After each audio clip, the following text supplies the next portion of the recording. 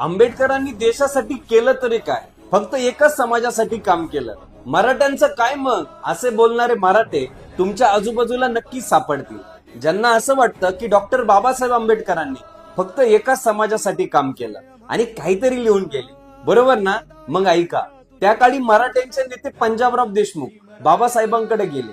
तेव्हा बाबासाहेब संविधानाचा मसूद लिहित होते. त्यांनी देशमुखांना तो मसूद वाचायला दिला. देशमुख वाचत गेले आणि अचानक रडायला लागले. बाबासाहेब त्यांना म्हणाले, काय झालं देशमुख, आवडलं नाही का संविधान? तेव्हा देशमुख म्हणाले, बाबासाहेब धन्य आहात आपण आणि आपली लेखणी. ज्या आरक्षणासाठी आम्ही आलो होतो ते आपण आधीच संविधानात लिहून ठेवलंय. पण जेव्हा हा मुद्दा पंडित नेहरूंकडे गेला तेव्हा तो नाकारला गेला. उलट मराठ्यांनाच बाबासाहेबांच्या विरोधात भडकवलं गेलं. इतकंच नाही तर मराठ्यांनी बाबासाहेबांच्या घरावर मोर्चा सुद्धा काढला. तेव्हा बाबासाहेबांनी कायदे मंत्री पदाचा राजीनामा दिला आणि म्हणाले, भविष्यात मराठ्यांच्या जमिनीचं विभाजन होईल तेव्हा खरी मराठ्यांना आरक्षणाची गरज भासेल. पण दुर्दैव असं असेल ते देण्यासाठी मी नसेल. आणि हीच खरी वस्तुस्थिती आहे बाबा.